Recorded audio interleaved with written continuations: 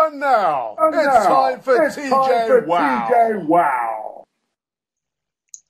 Hello everybody and welcome to our training journal webinar. We are very much looking forward to discussing with you over the next hour. Really looking forward to time with you.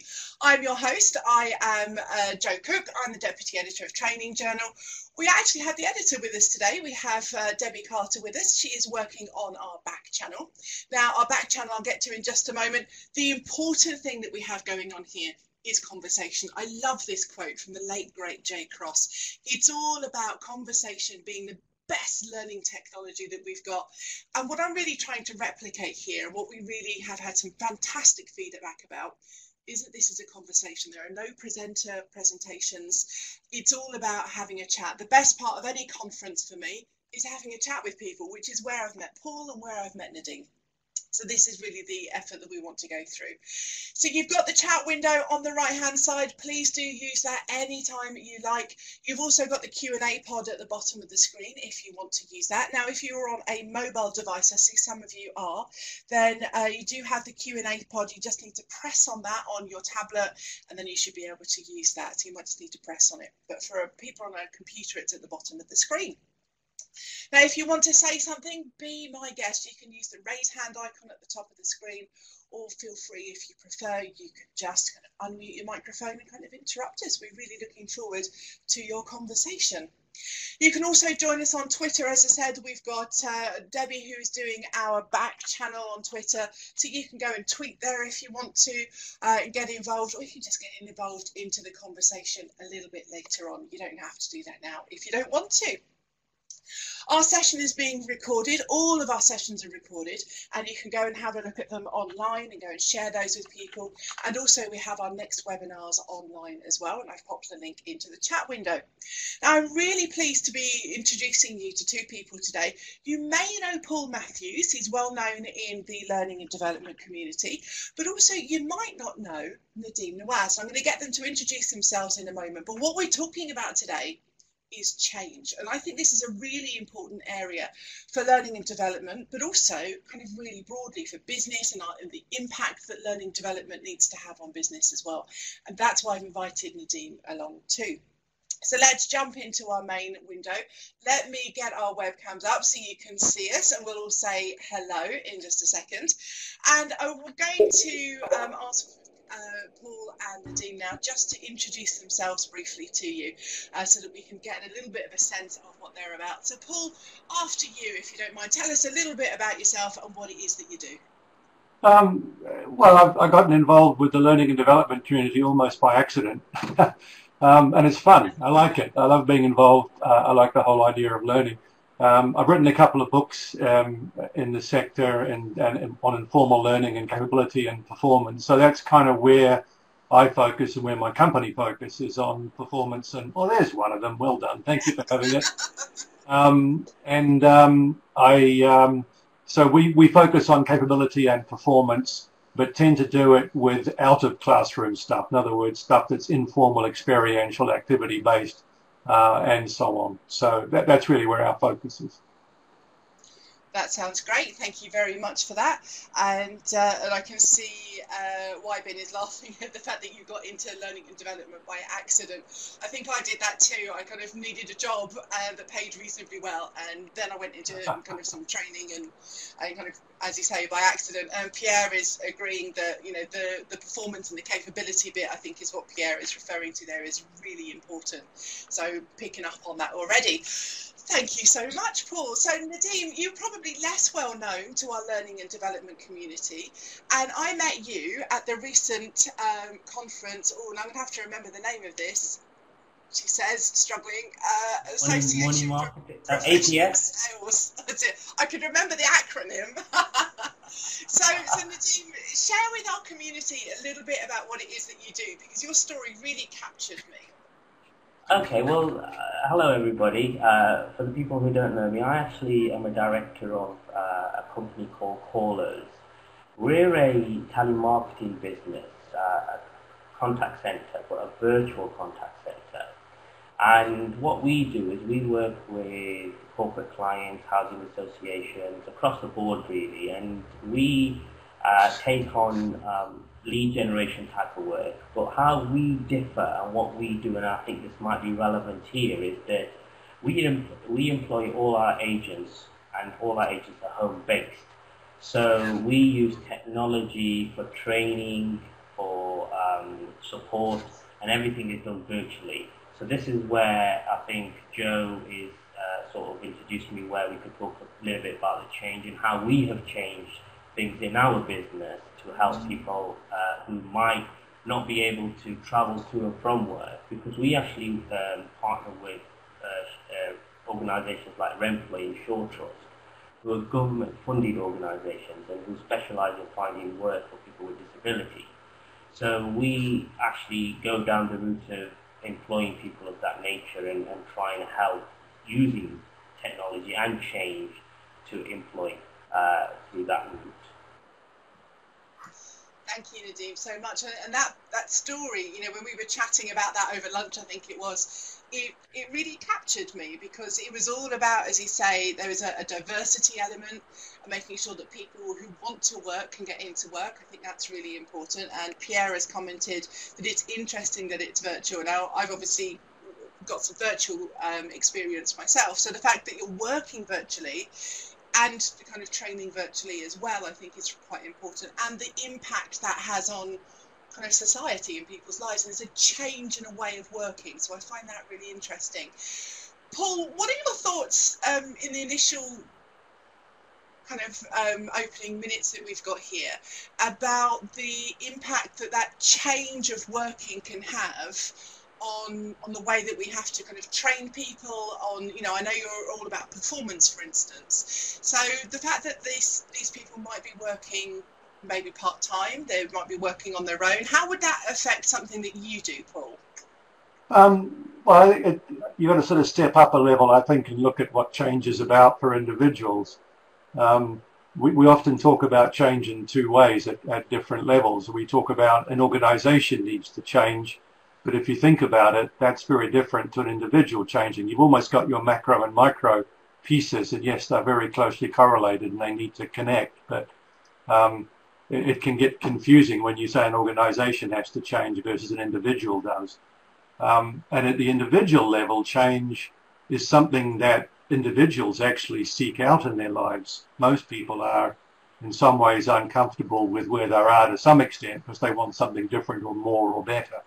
And if they go about and do things that change their lives dramatically sometimes, like get a new job, move house, get married, have a child, whatever. But the other side of that coin is if change gets thrust upon them, they will often react to that change.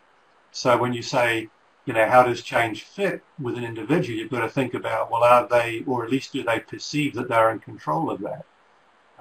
So you've always got to think about the individual's perception of their level of control over change before you sort of impose it on them or try to get them to change or encourage them to change. I think that's kind of interesting. I think there's two main key points that come out of that for me, Paul. One is our reaction to change. So this could be somebody who, like you say, maybe has got kids now and needs to do work in between school pick up and drop off times. Or it could be somebody who's grown up with a disability or been disabled or another change in their life that means, for whatever reason, going out and travelling to a workplace and doing 9 to 5 for some reason isn't the right thing to do for them. And, we've got a changing society, and I think that's quite interesting. Nadim, how does that fit with you? Do you find that you have people who are predominantly disabled, predominantly parents? Is it something else? Are we oversimplifying matters? Well, it's across the board, to be honest. We have a lot of single parents who do work between the school runs, and they find it very, very convenient because they only have a 3 or 4 hour window slot that they could work, and if they're travelling to and from work, that's going to take out a good hour of that slot. So it works perfect for them. So majority of the people that do work for us are parents who do work between school runs. But we do have people on the other side where, they can't travel to and from work. For example, I was talking to you at the conference about a person who we had working for us who was blind. and they had all the equipment that allowed them to do the work that we do. Technology is there nowadays, that enables anybody with any sort of disability to work. It's across the board, to be honest, and what we do is find that, the work that we do, and like everybody works from home, we find that it can work for anybody. It doesn't matter what disability you have, it doesn't matter if you just got 2 hours in the day, it's across the board. So, am I okay to answer the question as well? There was a question that was asked in the chat. Am I okay to go away and answer that? Yeah, go ahead. It's like widening the conversation about how can you manage the performance. Exactly, and again, with the change we're talking about, it's technology that allows us to do that. So it's all the equipment and all. It's like you're sitting in a call center. So everything is done exactly the same way. The only difference is that you actually work from home. So the quality of the calls are recorded and everything is listened to. We have performance meters that measure who's logged in, who's logged off.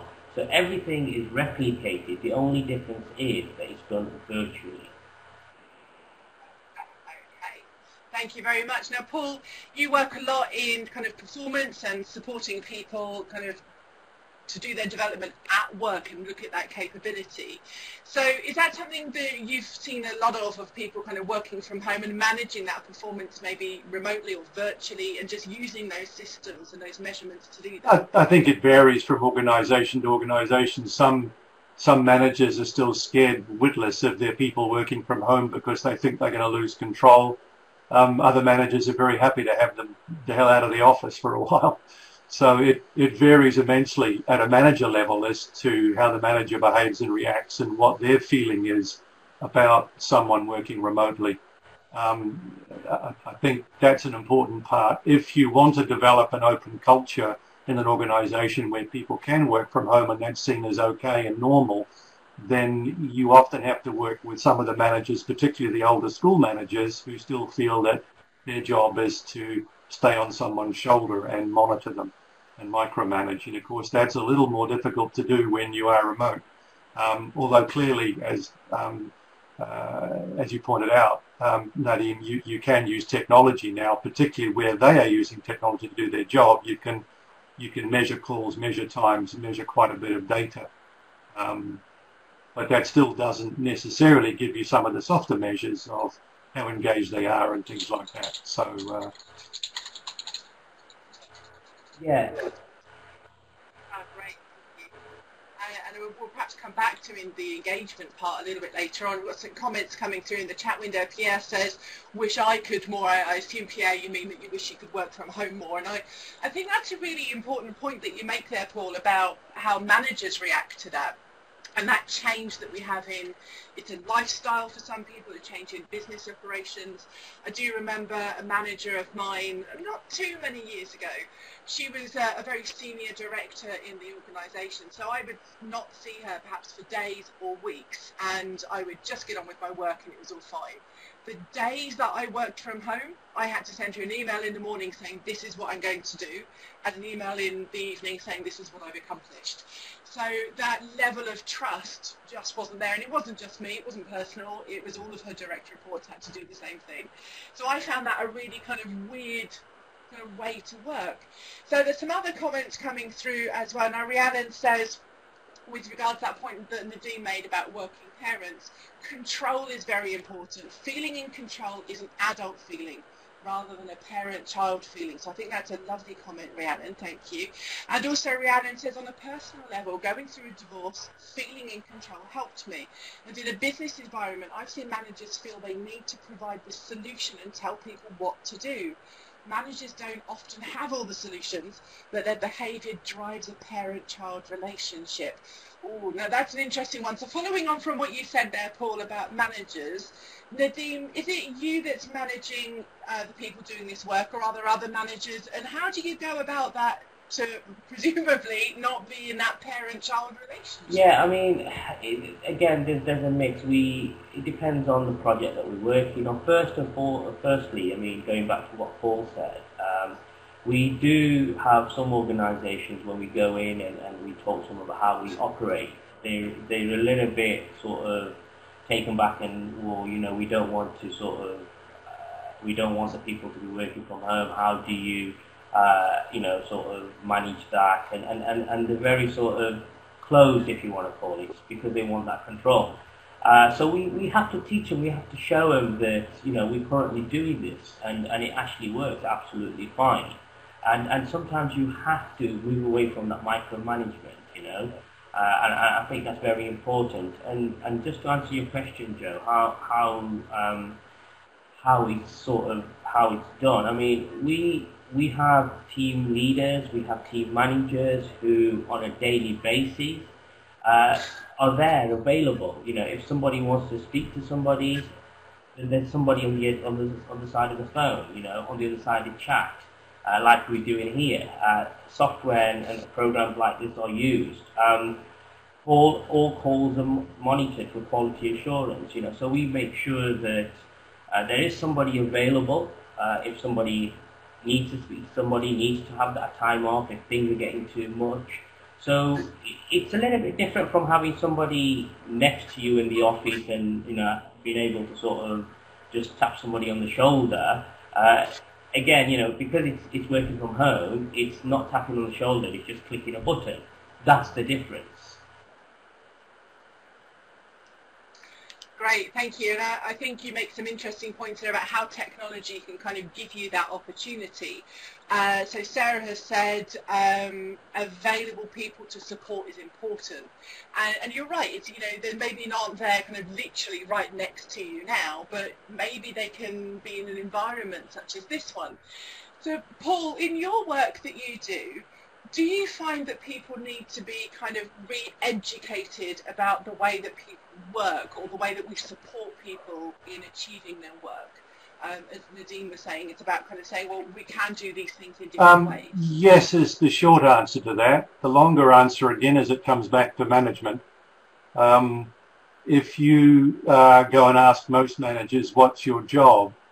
They will tend to say things like, I get to tell people what to do. I carry the can if things don't happen the way they should. I work the numbers. I do some planning. I look after things if, you know, it all goes wrong. But very, very few managers, when I've asked that question, will ever come back and say, my job is to help the people who report to me do an excellent job.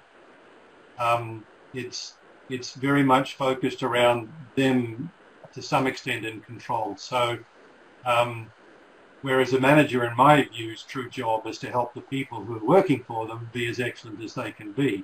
In fact, that's in terms of their responsibility to their team, that is their job. And that's quite a big mind shift for many managers to think of what they're doing as a service they provide to that team to help them be really good.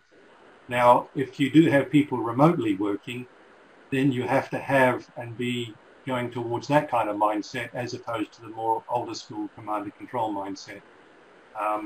And again, that all fits back to change, because you're talking about managers changing in terms of their behavior, their mindset, and how they go. I like one of the comments in the box down there that sort of agile is a mindset. I think mindset is a really important part around change in general. Some people are much more up for change than others. But always I think people love the idea of control. And actually, the esoteric amongst us would say, well, control is an illusion anyway. There is no such thing.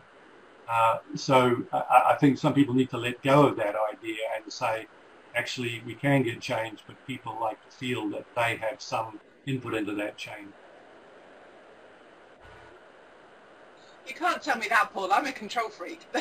Well, that's okay. You freak wherever you want to freak, but, you know. No, I think you make a great point. It's about perhaps opportunities. It's about the feeling that we have choice sometimes, and a whole other thing, that kind of feeling of do we have control or not. We could probably do another hour on that conversation. I think picking out what Nick had said in the chat about businesses talk about being flexible and being agile because of property, for instance, is a really good thing, and also kind of travel issues and those kind of things really comes about. Now, I'm sure we've all had a few experiences where people say they want to be flexible, but then the opposite is often true. Certainly I've worked with a couple of organisations where doing anything remotely is a real challenge. There's no concept really of let's jump on Skype for a conversation. It all has to be in person. There's an assumption of that. And stuff. So that can be a real challenge to what feels very old-fashioned to me now that I do so much virtual work. So, and Rhiannon's made a great point, control versus creativity. Maybe I'm just highly creative, Rhiannon. I like it. So we've got some questions coming through the question and answer pod. Thank you so much, guys. Vikram, you put something in here. I think you probably meant to put this in the chat window, Vikram. You typed this in when Paul was talking about managers not being the people who are in control, but being about helping their people be excellent. And you said should be to lead. So I think what you were saying there is that it was more about people, you know, our managers should be there to lead us. So I think that was a really nice point. Thank you very much for that, Vikram. Now, there's a question here from Nick. Nick says, let me just share this out to everyone so everybody can see that in chat pod, I think. Let me just answer that. So Nick says, with more people going freelance, and the Office of National Statistics reports that it's more than 200,000 in the last year, and renting workspace from obscure locations, such as people's kitchens, what challenges can you see? And he follows that up with the question of what opportunities. So let's go to Nadim first on this one. What challenges do you face with people working in, for example, their kitchen or whatever? Yeah, I mean, first of all, it's not for everybody. You know, working virtually, people think that, you know, it'd be great, you can work from home, you can have the flexibility, great, you know, you've got all that with it. But it's not for everybody. I mean, if you're used to working in an office and if you're used to working with other people, then working on your own will not work. And that's one of the challenges we do find. You know, we have new people who come to virtualization as a newbie, if you want to call it. And they find after a couple of weeks it's not for them whatsoever. So that's one of the challenges that we do find. I mean, any of the challenges that we find working from a kitchen, to be honest, yes, it's, you know, things like having solid internet connection and things like that. It is, you know, making sure you've got the right technology is one of the challenges that we find. Apart from that, distraction, you know, just making sure that you're sort of focused and doing the job, because you can't be in a mindset where you're in the kitchen and you can do half an hour of work and then have, you know, 20 minutes off. You need to have that concentration, and sometimes working from the kitchen or virtually, your focus does, you know, move away from that. So it's all about education, really, and it's all about educating how, you know, this will work, and from the word go, we will explain that, you know, it's not for everybody. It can work, but at the same time, it can have a negative effect as well. So it's all about educating and being upfront from the word go, really. Yeah, I think that's really important for people to understand the opportunities it does give them, but also those challenges that they need to deal with.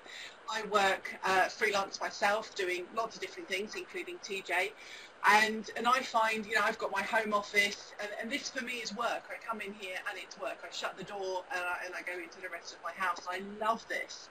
But at the same time, you know, I see that Sarah has typed, yes, I like colleagues. You know, it's lovely to have that chat with the person next to you, or maybe at the water cooler or at lunch. And I miss that. But like you were saying, having the right technology and network and connections can really make that help. I use Skype a lot, maybe Twitter sometimes, and that really helps me connect with the people that I'm working with and actually not feel alone. To just jump on a 2-minute Skype conversation with video can be really quite uplifting, which is nice. So Paul, let's come to you and talk about that idea of what challenges you can see with people working freelance or from their own workspace. So do you see any challenges of that with the clients that you deal with, or the work that you do, that people are having freelance workers, and what kind of impact does that have? Yeah, we probably don't get too much involved with that side of things with our clients, other than the fact that much of the stuff we supply People Alchemy is online, so of course it's ubiquitous, it's available anywhere. So people do use it out of hours and away from the workspace. But some of the challenges I see with the renting workspace actually is some of the red tape stuff and insurance and security and all of those kind of things, which I see Nadim nodding. So it's not just the personal mindset stuff. Am I cut out for this kind of thing? It is also, is it officially, can I make all that happen at a legal level and so on? And some companies, particularly those who are very security conscious, get quite concerned about computers that are outside the premises, outside the firewall and all the rest of it. So it does depend on some of the IT provision.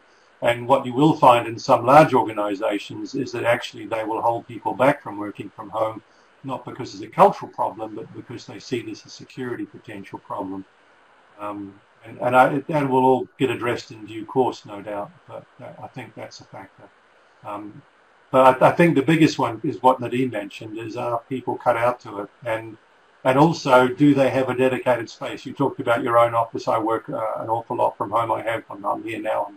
I'm in my own office, and I've got a door to shut on that. Not everybody has the luxury of that extra space to do that, and that can be a real drag when, any time the kids can come running in through the door, Absolutely. And Nadim, you're nodding there about things like the security aspects of that. So what are your experiences of that? Because I know that you've worked with some larger companies that have outsourced that work. Do you have some personal experiences with those issues rather than the cultural issues? Yes, we do. I mean, it's an interesting one, that one. Firstly, all our agents that work from home don't hold any information on their computers. They don't hold anything. Everything is right from central servers from either our office or from the client's office. So that's how you overcome that issue. And yes, of course, Paul mentioned about the insurance industry and the likes of those. They are very sort of, you have to be careful, with the insurance industry and we don't actually have any clients that we work with from that industry purely because of these reasons. Firstly, the industry doesn't allow to sort of make cold calls or make outbound calls as such. So that's a separate issue altogether. From the security side of things, for example, we work with a very large, one of the energy giants, and we run everything from their premises, so all the information is held there. We have security passwords, fobs that we have to send out, so before an agent can log in, they would have like you do with the bank, you'd have a PIN that you'd have to put in and your login details, and that will give you a unique ID code, so you could log in. So then the client knows who's logged in also. So there's security measures in place. I mean, my background's IT security, so I'm aware of the security issues that are out there. And again, we work with the clients and we sort of overcome these issues. Of course, you have to be careful, and there is a aspect of that security side of things, but if you put the measures in place, then you're preventing anything from happening. And again, we do have to, and if we've got a project of that nature, we have to, take our checks and we have to sort of do the CRB checks and any other checks that are relevant for the agent before we take them on, Yeah, there's some good points there about kind of where you get that hosted from and the security checks that go on. I've got a large client that I'm working with, and they are super, super secure. And, I've got the key fobs and that kind of stuff. And once I'm in, they're like, yeah, it's fine. And I think there are lots of those kind of challenges that we have. Another client that I'm working with, they want me to have access to their systems because I need to do the work. But also they don't want me to have access to their systems because I'm not inside their building. And inherently they find that there's it's a technical distrust, obviously. And as Paul says, it's about, technology and that culture around security will have to catch up at some point, which goes back to, I think, what you've been saying, Paul, about the culture and the thoughts of managers. And if you've got the senior managers, senior directors and leaders in a business wanting to make this happen, we will find a way to make this happen. So I think that's really important. I really like what you were saying earlier on as well, Paul, about, and this kind of feeds into what Nadim was saying about kind of the technology aspect, that you were talking about a lot of your kind of learning kind of materials being available online 24/7, so people can access them when they need them. So I think this kind of feeds into the second part of Nick's question, which is opportunities. What opportunities do we have with home workers, freelance workers, and so on? So Paul, you've obviously got materials, learning materials such as your own, which is all about having access to them when you need them. What other opportunities can you see for freelance workers, for industry? Well, I think if you're working from home, your day tends to be a bit more flexible. So I think that's one of the opportunities that the individuals have, is to operate across different time zones. And I have a number of people that work for us who are based outside of the UK in different time zones. Some of them modify their working day a little bit so they sort of coincide more with UK office hours. Some of them don't. It just depends. So I think it gives, the opportunities are for a global horde, if you like, of people who are able to come in, be freelance, do contracts and jobs, and do them on an ad hoc basis. And I think we're seeing a lot of that with the people per hour and Upwork and freelance type on sites where you can hire people for specific small bits. That was never possible. So I think, we're talking change again, that goes back. So we are seeing some huge changes coming in globally that technology is making possible. To some extent, they were always there, I think, locally. There was always the odd job man in the local village, but of course that odd job man now can actually extend their reach globally if what they can do can be done online. So that's what's changed a lot. Just sort of getting the conversation back to change again, because that's kind of where we're at, is, what changes are going on. And then, of course, how can we change along with those, or how can we encourage change? So the opportunities, I think, there are opportunities to foster that change and extend it further. Absolutely. So Paul, you say you've got people working for you outside of your office in different time zones.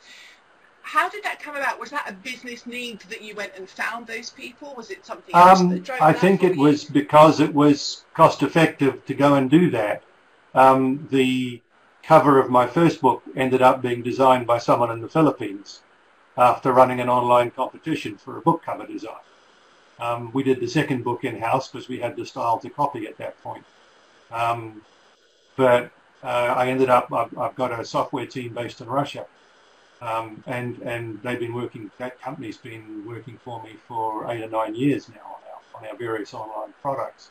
So, and they're great. They really do a good job. And so they're very, very cost effective compared to having the same developers sitting here in an office. Hugely cost effective. So there's lots of advantages to, I think, doing that. But also you need to have a mindset that allows you to outsource in that way. And possibly you need to have, I've got an IT background like you as well, Nadim, and so running a software team offshore wasn't that big a stretch for me, because I kind of understand a little bit about what they're up to. I think that would be more difficult for someone who didn't really understand software and software development. So, yeah. So these changes have to take place in order to take advantage of these opportunities as well. Perhaps that's another way to put it, if you go back to the opportunities.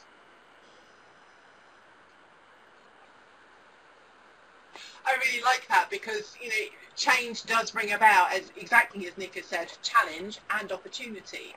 And I think that opportunity to maybe do something a little different, employ someone different, is really important.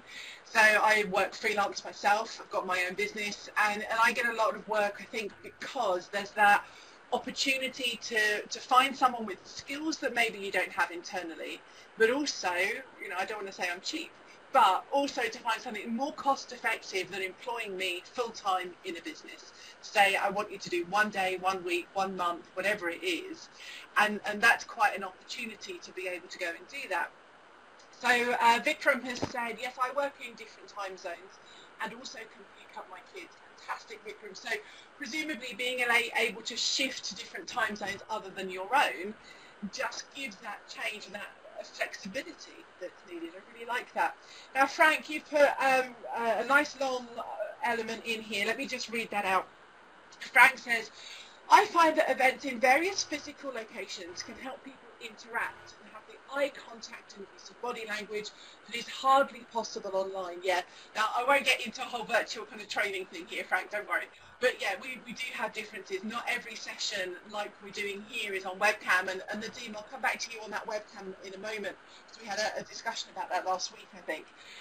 To continue what Frank is saying is, he says, I've had good experiences participating at events such as meetup.com, and recently there was a fantastic event initiative here in Zurich where more than 70 companies opened their doors and worked in their corporate environments with anyone interested, and there's a web link there as well. Sounds really interesting, Frank. Thank you. So you've got some links there from Frank that you can go and have a look at if you want to. And Nick says, I think that understanding software development at a high level is a good skill to have, and some grounding in project management methodologies such as Agile. Now, Nick, I know that you've got a microphone. I wonder if you would like to, I've unmuted you, and I wonder if you'd like to just tell us a little bit more about why you think things like project management methodology and Agile and like that. Hi, Joe. Hi, everyone. Can you hear me? I think Agile, I recently attended one of these CIPD Leaders in Learning events hosted by Andy Lancaster, and he talked about Agile development, and Agile is a word that's being bandied around a lot at the moment. And Agile, probably as a lot of you know, has been in the software industry for many years now, and certainly the methodology. And that methodology of iterative development is something that everyone's talking about now in terms of how L&D responds to the business. So I think there's a lot of synergy between that aspect of, starting small, learning really fast and adding value to the business as quickly as you possibly can, which is the bedrock really of the Agile methodology. And we're hearing that a lot within L&D about how we can, add value to the business. So Agile, in terms of the principles of Agile, you'll see there's a lot of similarities between that and what we're talking about here today.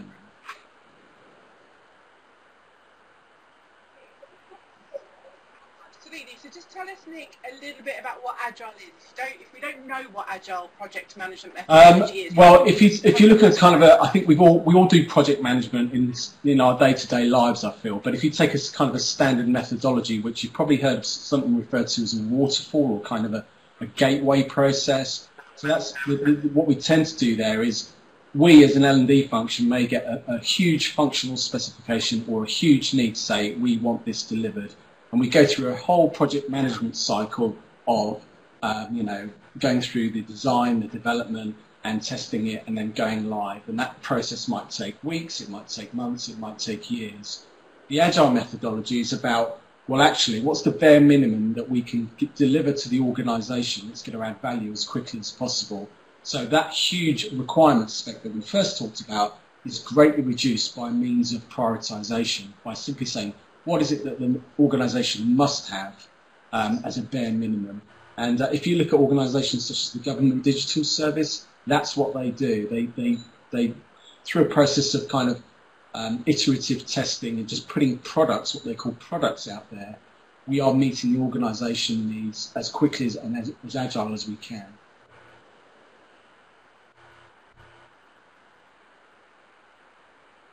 Brilliant, Nick. I think that's a great description. Thank you very much. If you want to just mute your line, you can just press that green microphone at the top left and you'll have a line through it, right?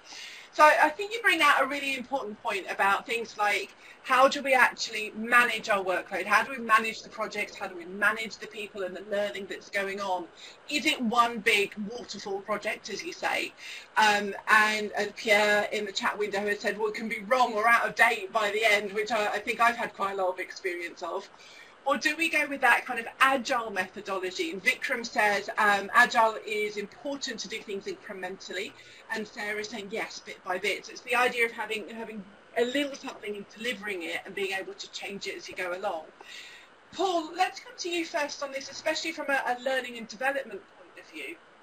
So presumably what you don't do is say, right, well, here's this one big business need, which could be a change management program. Let's go and do one big, massive thing.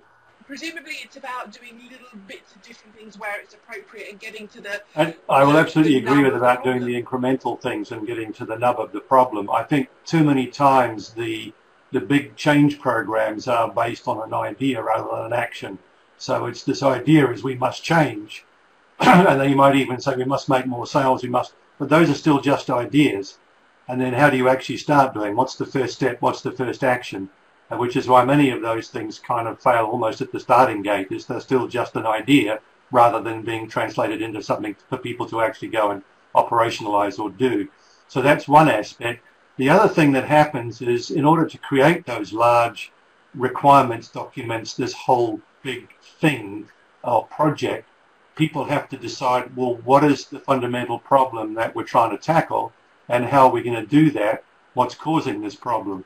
Now, very often those diagnostics are not done well, and so they end up creating a whole lot of potentially quite complicated learning and development interventions that really are not tackling the underlying causes and barriers that are in the way of the performance in the first place. So I'm a great believer in making sure that the diagnostics process is right, and that's something in that second book of mine that you held up, the capability book, is how to run that process. And I've actually worked with, well, thank you, there was my lovely assistant holding up the book. I've actually worked with some big companies to work them through like a performance consultancy process on how to get from that request for some big training initiative through to, well, what do we actually need to do? And then how can we implement that incrementally so we don't have massive cost hits at the front end so that we can try something, see if it works, and then continue it if it works, or change it and tweak it. So how can we approach this in a way that makes it, the way that we an elephant, one bite at a time type of thing? Because some of those big projects, I know one big company I work with, they had a new learning management system that was sitting there unused for 3 years because they couldn't manage to get the implementation actually done. And they were paying a large amount of money every year for that bit of software to sit there. Very large amount of money. But they couldn't get the implementation done because it was too big. Big household name company, which obviously I won't name. But so I've been involved with those kind of projects too. And they were struggling with what they called change because they'd almost tried to do too much. It's that little course corrections, the incremental stuff that will make the biggest difference in the long run.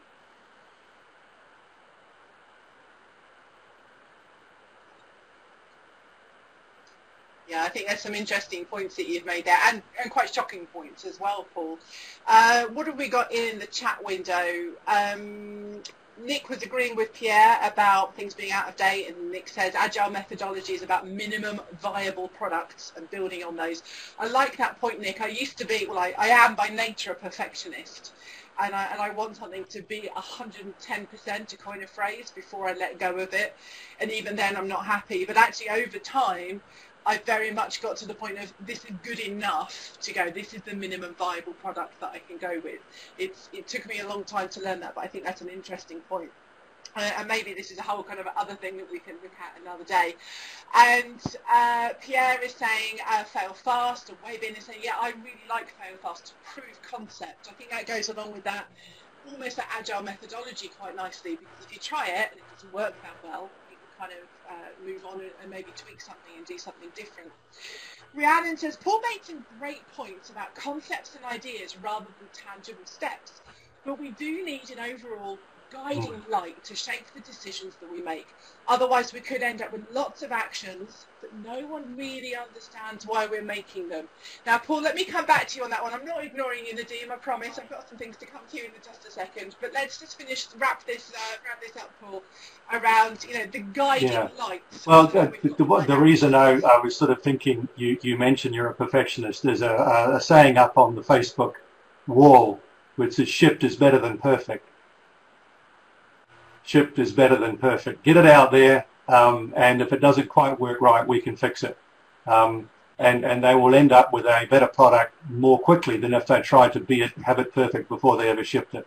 So that's one thing. These days, the iterative approach and agile approach actually gets you where you need to be quicker than doing it the old-fashioned way. Part of that's because of the technology. Now, the other reason about I was so focused on before I said get the diagnostics right is if you get the diagnostics right when you're looking at a performance problem, and therefore you're seeking to make change based on those diagnostics, then you have your guiding principles. You do have the ideas about what you're seeking to change. They will then be in place because you've done a good diagnostics and had people involved with that. So I wasn't so much saying don't have the big ideas. I was saying you have to progress them on towards an action. And I see a lot of companies talk about change but never progress it through to actually doing something, or don't appear to, or they're frozen in bureaucracy, or too many cooks, too many chefs, not enough cooks type of thing. So there's all those different reasons. But I absolutely agree with the point there that you do need that vision, that guiding light, absolutely.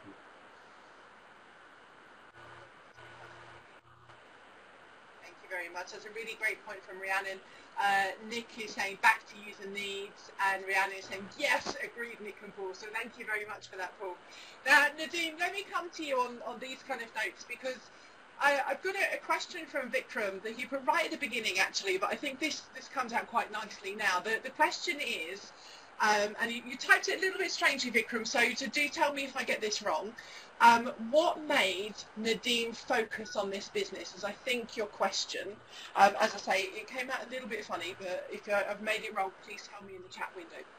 So, Vikram, I think, Nadim, what Vikram is asking is, why do callers, why do this with this particular model? And this then kind of leads into a few other things that I want to come back to and ask you in a little bit more detail. So what led you to this? I'll laugh because it was actually, callers was born by mistake. When I say mistake, in a good way, it was actually, I got made redundant twice in 2 years from a very large sort of, large organisation, working with a high salary, and then all of a sudden finding myself without any work. So I decided that I've had enough, I'm going to set my own business up. And it was in the IT security industry, and I thought, well, okay, I'm going to set my own business up. But before I do that, I need some sort of work to keep me going, because, I've got a mortgage to pay, I've got a daughter, and I've got a car, I've got needs, I've got other bills to pay. So I thought, well, I'll do some work from home, and while I concentrate in setting up my business. So when I went out there and started looking for some genuine home-based work, I couldn't find anything. I mean, I'm talking a good 5 years back now, and I couldn't really find anything that was genuine. There was a lot of businesses that wanted payment up front for something, and I just didn't find it just didn't meet, it didn't look good basically, and it just didn't seem right.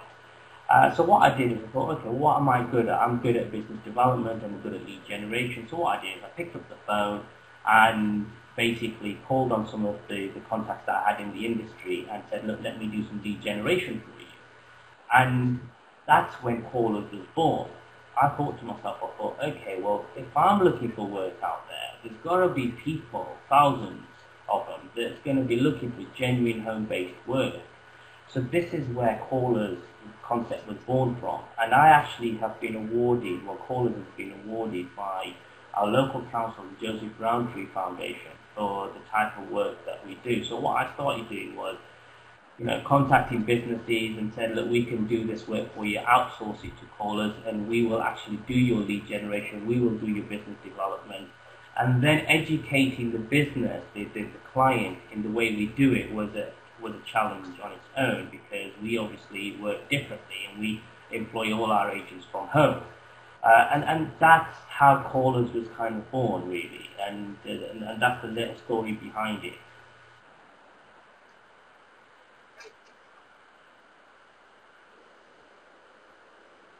Great, thank you. And I think that's really interesting. Like Paul said right at the beginning of, I got into learning and development by accident, and kind of so did I, really. It goes back to, again, what Nick was saying about challenges and opportunities. You had those challenges, and I had similar. I was made redundant, and therefore, what now?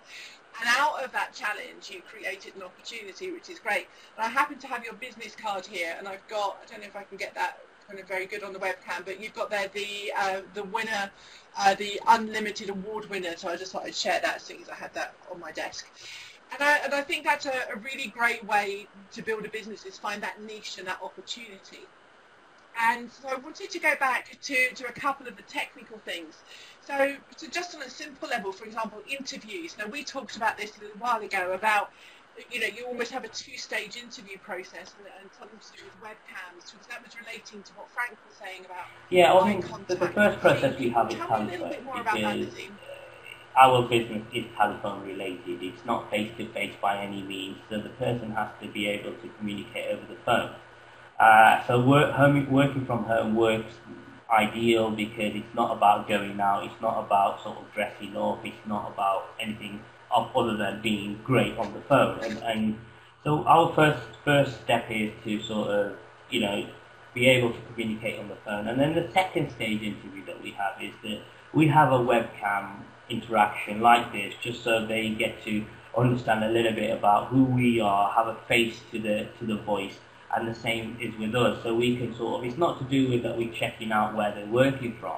Of course, you need to have a working environment, but it's also to sort of put a face to the voice, you know, and having that sort of interaction really, and getting to know each other a little bit better, even though, because they might be that our office is based in Leeds, and they may be in a remote area at the other side of the country. So for us to meet, it's very difficult, and the way we can meet is via webcam.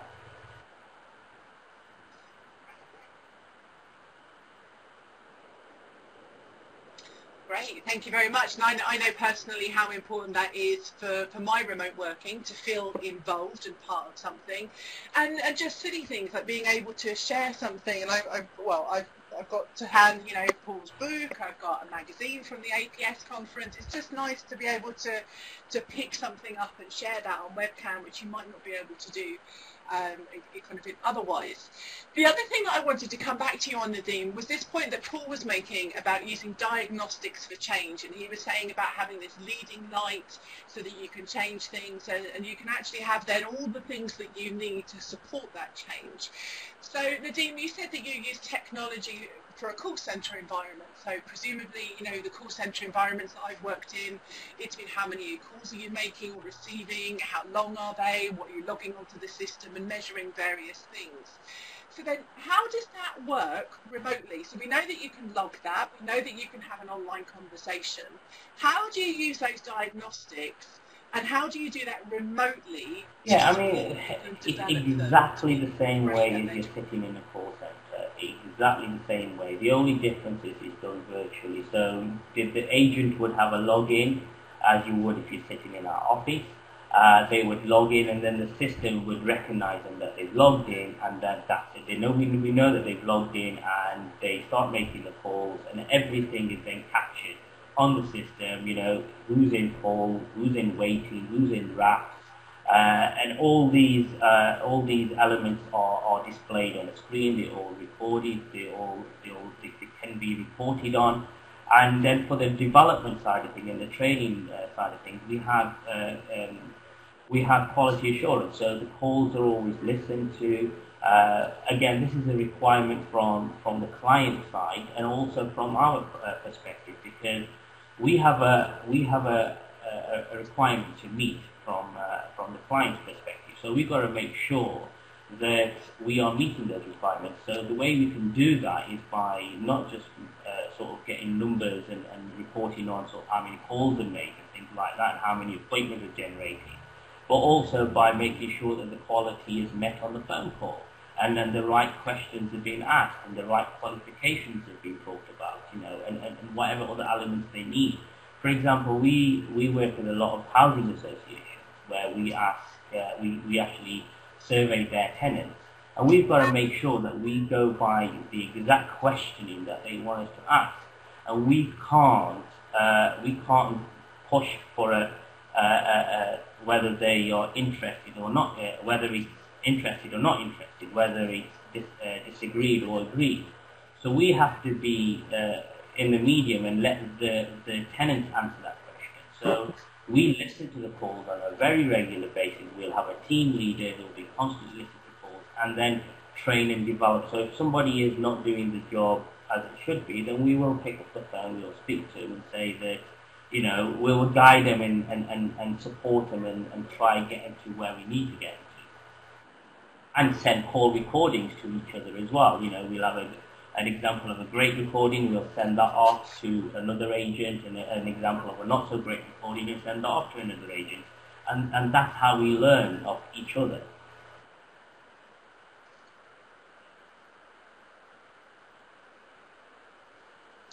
Love all those points. Thank you so much. I really like what you said about it. Yes, it's the numbers, such as how many calls have you answered and so on, but actually it's about the quality as well. And so often businesses don't measure. They measure one or the other, but they don't quite get both. So I think that's really important. And also that point about how you learn and share with each other and use the materials that you've got as a good example. So thank you so much for that, Nadim. Now, last question, Paul, for you. We have a question from Frank Kalberg. And Frank's been on a lot of our webinars and asked some really great stuff and shared some really great stuff as well. So thank you, Frank, for that. Frank says, Paul, can you please share a great success experience you had making change happen? No pressure at all. Well, due to client confidentiality, we do quite a lot of work with companies where I can't talk in a great deal of detail about who they are or what they've done, and I'm not trying to duck the issue here. Success experience is... and I presume you're actually talking about change, which in an organizational context means behavioral change. And so really, I'm still sort of swanning about here trying to think of a specific example from one of the clients that we've worked with where I can do something quite quickly. At an operational level, really what we're looking for is behavior change in the workplace. So we have certainly had examples where we've put our systems in and we've had feedback from individuals, and particularly there's one instance I can think of, a manager. He was actually a chef in a large catering department of a very large company. So we were doing some management stuff online with a lot of managers in the organization, and he had two of his managers in that department who were on the system and going through a management program. And he called us up, this is the boss, and said, this is great.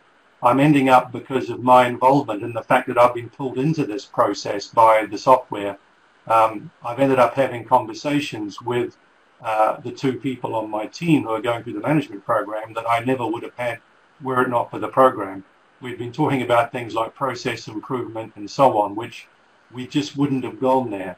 So he was very, very happy that his relationship with his direct reports had improved a lot, and he was having performance-related, process-related, and team-related conversations with them, which he felt that he would never have had without the encouragement of the program.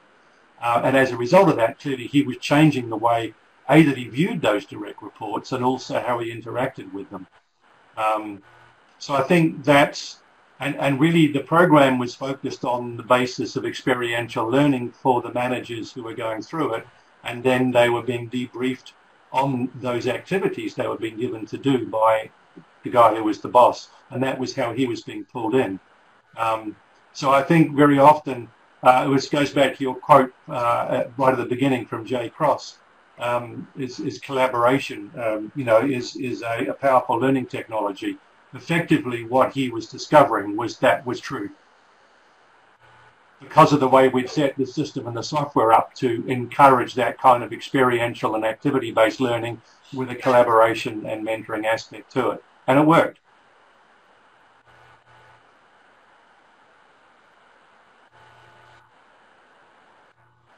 Great, thank you. That's really echoed that experience that Nadim was sharing earlier on about sharing the good and the bad quality calls.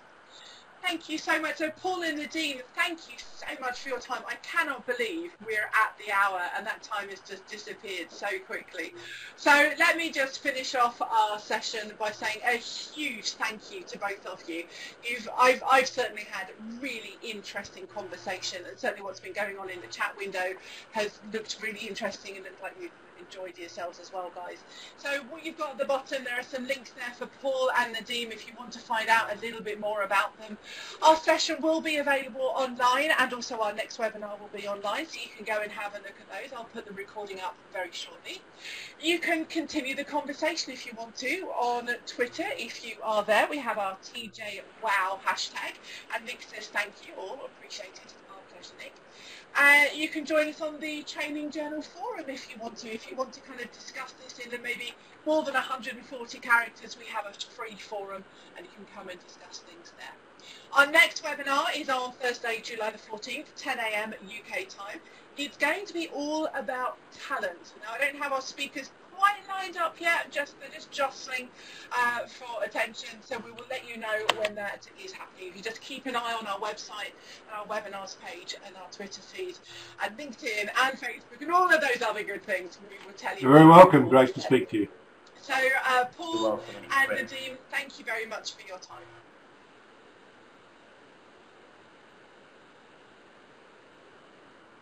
And thank you, guys.